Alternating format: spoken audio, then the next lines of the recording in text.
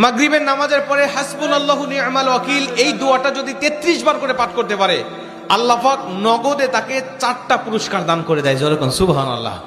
এবং এই পুরস্কারগুলো আপনি নিজের চোখে দেখতে পারবেন যে হাসবুনাল্লাহু নি'মাল ওয়াকিল এই দোয়াটা পাঠ করার কারণে আল্লাহ পাক আপনাকে কি কি বেনিফিট দান করেছে। 1 নম্বরে আল্লাহ পাক আপনার দুশ্চিন্তা, আপনার টেনশন আল্লাহ পাক দূর করে দিবে। আপনি যত বড় দুশ্চিন্তায় থাকেন না কেন, আপনার টেনশন আপনাকে একদম শেষ করে দিচ্ছে।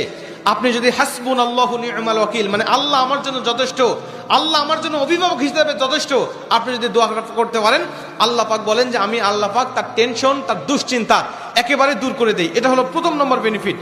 দ্বিতীয় নম্বর বেনিফিট হলো যে এই দোয়াটা যদি কোনো ব্যক্তি নিয়মিত পাঠ করতে পারে, রাসূল সাল্লাল্লাহু আলাইহি ওয়াসাল্লাম বলেন যে আল্লাহ রাব্বুল আলামিন তার বিপদ আপদ বালা মুসিবত আল্লাহ পাক দূর করে দেয়। এটা আল্লাহ পাক নিজেই তার জন্য সাহায্যকারী হয়ে যায়। বিপদ আপদ বালা মুসিবত তার সামনে আর কিচ্ছু রাখে না। আপনি যত হাসবুনাল্লাহু নি'মাল ওয়াকিল পাঠ করবেন, তত আল্লাহ পাক আপনার সামনে থেকে বিপদ বালা মুসিবত দূর করে দিবে। এটা হলো 2 নম্বর।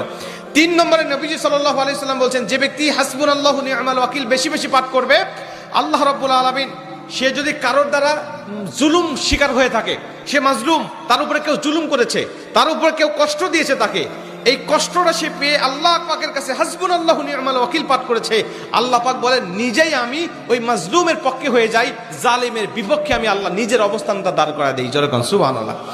ভাই, আল্লাহ যদি আপনার পক্ষে দাঁড়ায় যায়, আপনার কিছু লাগে? আল্লাহ যদি আপনার জন্য সাহায্যকারী হয়ে যায়, আর কিছু লাগে?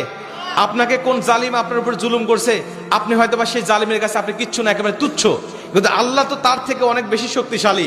আল্লাহ পাক বলে যে আমি তখন ওই মাজলুমের পক্ষে দাঁড়া যাই, ওই জালিমের বিপক্ষে দাঁড়া যাই, আমি আল্লাহ আমার নিজের মতো করে আমি তখন বিচারটা শুরু করে দেই। যেরকম সুবহানাল্লাহ।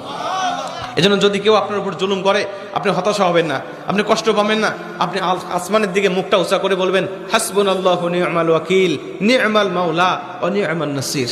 আপনি এই দোয়াটুকু শুধু পাঠ করবেন, দেখবেন যে আল্লাহ পাক আপনার সব হতাশা, সব দুশ্চিন্তা, সব টেনশন আল্লাহ পাক মুহূর্তের মধ্যেই আল্লাহ পাক আপনার দূর করে দিয়েছে। যেরকম সুবহানাল্লাহ।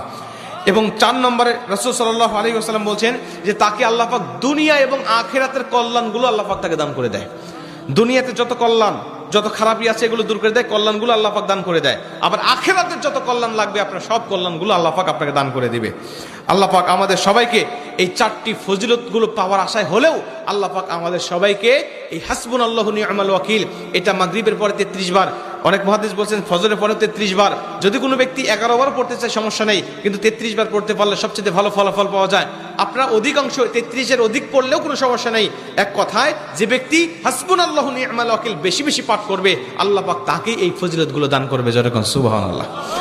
যতগুলো আমলের কথা বলা হয়েছে আল্লাহ পাক আমাকে সহ সবাইকে